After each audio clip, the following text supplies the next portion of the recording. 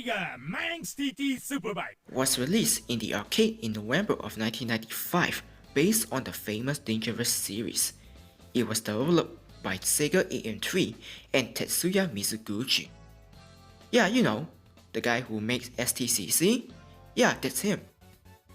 Anyway, after working on Sega Rally, Mizuguchi wanted to make a game that requires players to move their body.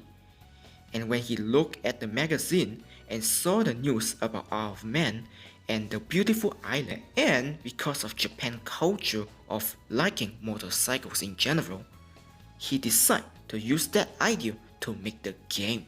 I will be looking at the Sega Saturn version that was released 2 years later. You are presented with two modes, Arcade and Saturn. Arcade mode is the direct port of the arcade version itself. Pick a track and transmission to race. You know the drill. The game consists of two tracks that are separated by difficulties. Lake Sea Coast, a track taking place near the blue ocean, just like Outrun. You got your ocean on the right and a green hill next to you on your left. Such a peaceful imagery. You fly through the tunnel to enter the civilization itself where the neighborhood belongs, before making a long left banking turn to finish a lap. Next up is of course the main cuisine, the heart of Isle of Man, TD course, which is based off the real track, unlike Lake Sea Coast, which is fictional sadly. TD course lives up to its name, full of twisty winding turns that leaves no room for error. It can be seen from the first turn that leads towards the section of forest that gave you a fair warning of what's to come. However though, later on, the track is pretty easy to maneuver. The neighborhood section with this death chicane really not that menacing. Then followed by this tight right-hander which is not too hard as well. You then rejoin the small portion of Lake Sea Coast before encountering the worst corner of all time. You gotta turn right, then left, then right again drastically to finish the lap. This is pretty tough, which brings me to the controls. Just like STCC, the game requires you to either use a 3D analog pad or a steering wheel to have the full intended experience. And if you still insist to stick with the D-pad like me, well, prepare to feel the utter pain. Controlling the bike with the D-pad just isn't fun. The bike just feels so sensitive at any part of the track. If you hold the button too long, your bike will oversteer and hit directly into the area right away, and when you try to regain control, you will be swinging left and right, hitting every wall and drop way behind the rival. You could lose the control just like in STCC. But here's the thing, in STCC, as long as you're holding the accelerator and constantly control the car movement while hitting the wall, you can win. But here, because you are on a bike which is much more lighter than a car, which means you will be more vulnerable in losing control, and there you go, crashing. Remember, this is Isle of Man. If you had an incident, there is a chance you won't survive.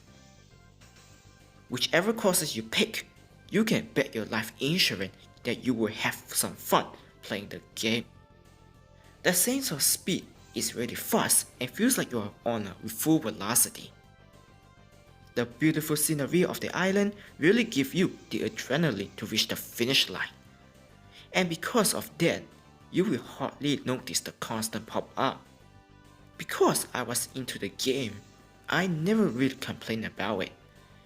Just like in STCC, gameplay over graphics, that's my motto. And that's basically the entire arcade mode. Just 2 tracks, that's it.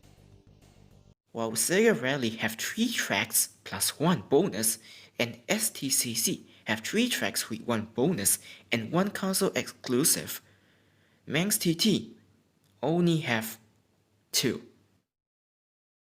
Seriously? Sega, what are you doing? Oh wait, there's also certain mode with some stuff being added. You can select different colors of the bike that have different top speed, acceleration, and handling. And oh boy, this really changed the entire perspective of the game. With the different bikes, you can practice different ways to tackle the game. There's this bike that once again always steer like crazy, and there's this one where it understeers and being forced to slow down a lot. I think you know which one I went with. I was able to enjoy the game even more due to the better handling, and I really don't need a 3D pad or a wheel for this mode because the D-pad gets the job done.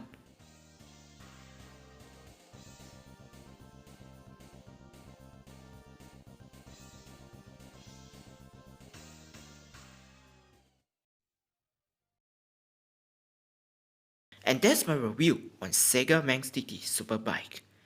A pretty okay arcade racer. Despite having a great sense of speed, despite being visually good, the game still suffers from the lack of content. 2 tracks just didn't do it for me. Sega Rally and STCC have more content, so why can't this be the same as well? Struggling with the D-pad to finish a game can be a challenge, but when it's over, you are left with this game with nothing to do. In my opinion, this game is just not worth getting.